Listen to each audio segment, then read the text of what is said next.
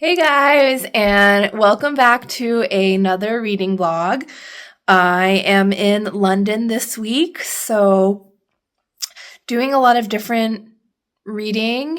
I'm trying to enjoy the amazing weather. Hope you guys checked out my last two vlogs, which were a reading vlog in Bath and a reading vlog in North London.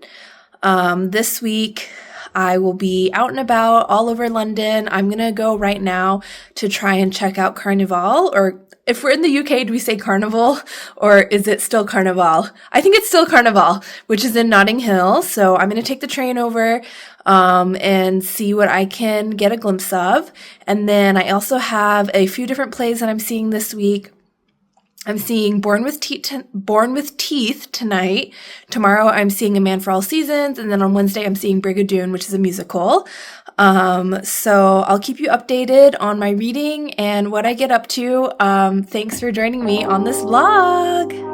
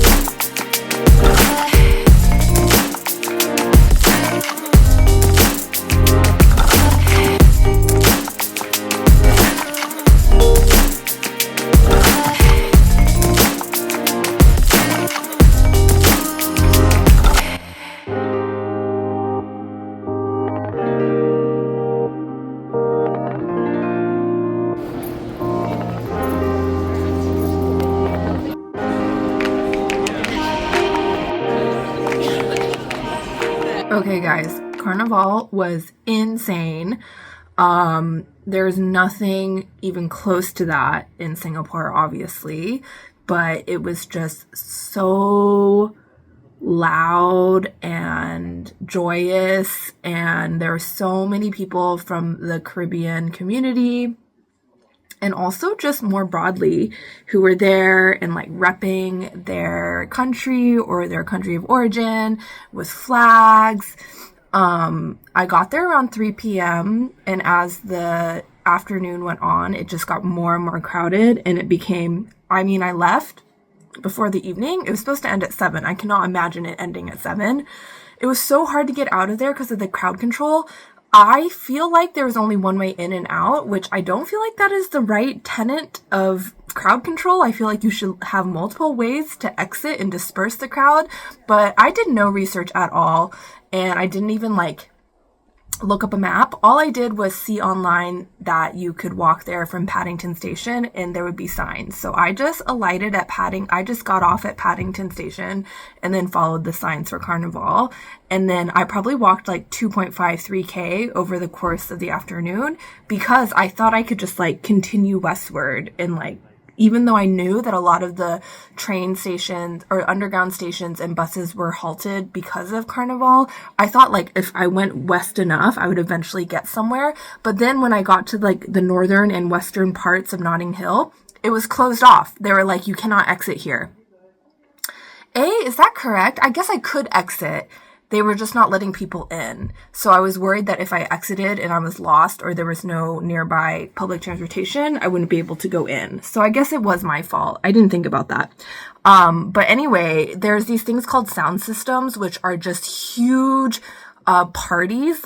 One of them took up the entire street because I was trying to go through the street and it was so hard. I was dancing and having fun, but the speakers are taller than me and blasting music. One of them, I literally thought I was going to pop an eardrum. I was just I don't think there's been a noise this loud ever in the history of Singapore's founding as a nation. There's no way we can get a party going like that in Singapore. So for me, that was really special just to experience something that I cannot experience in my daily life. It was so fun. There were a lot of like food trucks selling like Caribbean food, jerk chicken, like a lot of vegan options. I didn't eat because I was so paranoid about having to use the bathroom. The toilet situation was not great. And also like it was just mental. Like in the past, people have like been crowd crushed, pickpocketed. I think there's even been like stabbings. I read that there were 400 arrests this year at Notting Hill. I also saw signs that they were doing facial recognition, live facial recognition. So if you have like a warrant out, I guess, or if they're trying to get you and they see you there, then they could arrest you. And I saw like multiple arrests. So it was definitely like on another level, but whatever. It was so fun. And really just like beautiful weather, like such a joyous like London day. Everyone was so drunk and so happy. It got a little dicey and hairy towards the end because I just could not figure out how to exit, but I figured it out. It's fine. I think I would never bring a Singaporean there though, because I just don't think they could. I think they would like does not compute and like shut down. Like I do not think anyone I know in Singapore would enjoy an experience like that. But for me, it was great. And just like such a breath of fresh air. Then after I finally figured out how to extricate myself from the throngs of like cheering and singing and dancing people, I took the underground to Embankment area. I grabbed a cheeky pint and read my book and just like washed my hands and like cleansed myself. I was literally like up against people. Yeah. I guess we have some definitely not in Singapore, but in Southeast Asia, I guess there are some music festivals that are like pretty, like I'm thinking about like Wonder Fruit or something, but there's just nothing comparing to this like level of like freedom and joy. And there were women dressed up in carnival outfits. There were these huge buses that were also going through the parade on the like trucks, I guess, or lorries. And there was like a DJ on the top level, and then on the like passenger level, people were just like dancing and drinking. Apparently like 2 million people come to Notting Hill Carnival over the course of the 3 days. I also read that like Monday is the most intense day because it's bank holiday this weekend. So I think if I ever come again, I will try to go on the Sunday or go earlier in the day when it's more family friendly. Like there was just rubbish everywhere. Like every 2 seconds I would hear the crash of glass. Like it was just a total war zone in terms of like litter. But I did not have a drop of alcohol, so I felt totally fine and having fun. I feel like if I was with friends and drinking, I might be a little bit feeling like it wasn't so safe. But anyway, I'm so glad I went. I walked like 20,000 steps yesterday. Then I caught my play, Born with Teeth, loved it. It was right up my alley. I don't know if it'll be up your alley, but the acting was spectacular. The play itself was so sharp and funny. It's like this completely fictional, I feel, but somewhat like, so supposedly maybe Christopher Marlowe and William Shakespeare did know each other, but there's no written documentation of this. Apparently, though, you can see a lot of like Kit Marlowe's influence in Shakespeare's writing. So this is like a totally imagined like series of exchanges between them and like their lovers, or like, I don't know, they have an attraction. They also have like an intellectual sparring. I loved it. I thought it was so like sharp and just engaging, even though I was so tired. I didn't feel tired at all. And then it was like hard to go to sleep last night. So that is my report. I had a very like active Monday, bank holiday. The rest of the week I think is going to be more chill, just like working. I'm going into the office later. And then maybe at the end of this vlog, I'll let you know my thoughts on the other plays that I saw. And then I'll also show some clips from the wedding, I think, and whatever other adventures I get up to.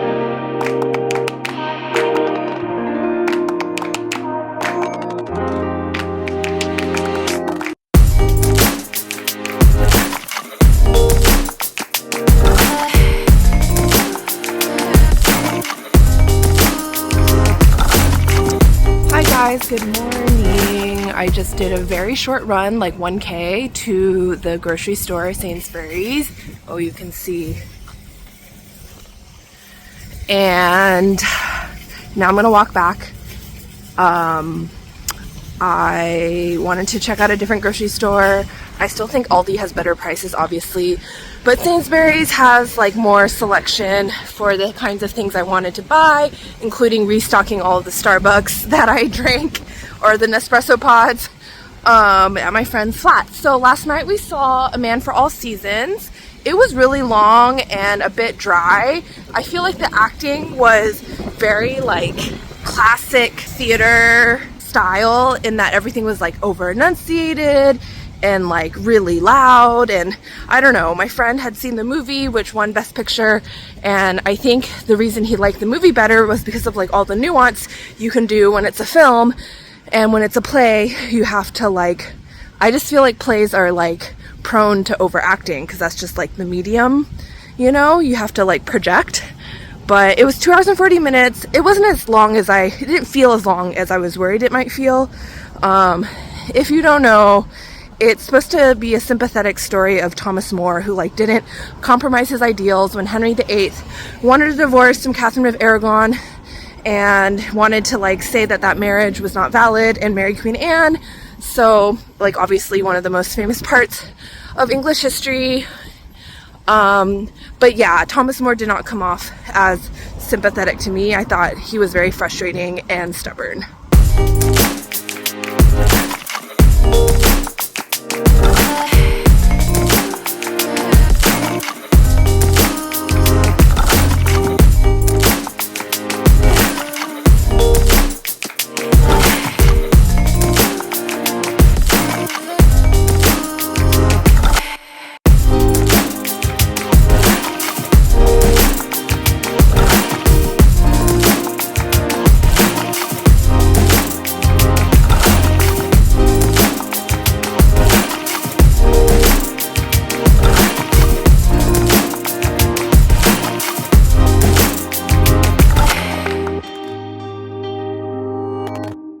Hey guys, I'm gonna wrap up the vlog here. Thanks so much for watching. I had such an amazing day yesterday.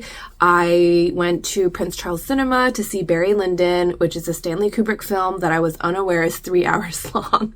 So then after the film, I only had a little bit of free time before catching Brigadoon at the Regent's open air theater, which was incredible. One of the best productions I've ever seen, from like the live orchestra to the singing to the dancing to the choreography to the set design to the costumes. So amazing, and really impressive that they can put it on in an outdoor theater when it rains all the time here.